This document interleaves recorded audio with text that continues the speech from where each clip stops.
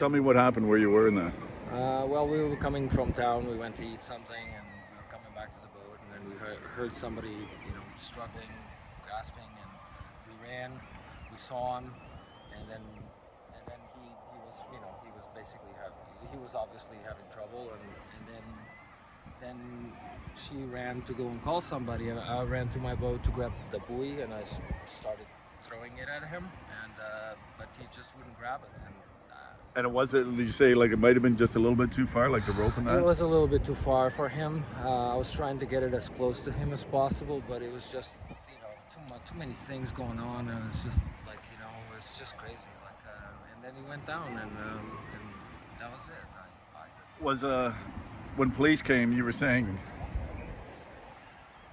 you were talking to the police about how they reacted right away. Yes, they did. Yeah. Talk a little bit about that. How they just jumped right in. Man, the guy, he could have hurt himself the way he jumped in the water. Like, he dropped his stuff. I told him, "I'll watch your stuff. Just go."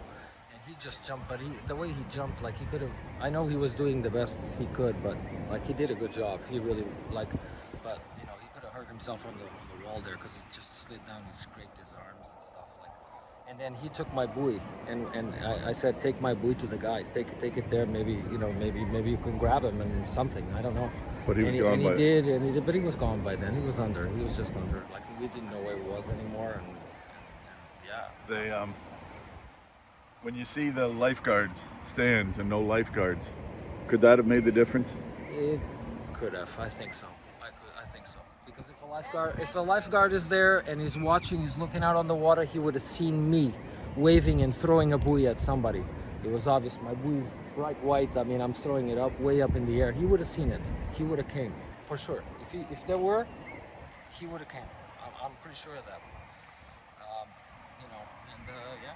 By all accounts, this looked like an accident. What I mean, I don't think there was any intentional anything here. It was just a guy that got into trouble in the water, and yeah, he was, and it's unfortunate we got here in time that he was still above water, but it just wasn't enough time. It just was a bit too late.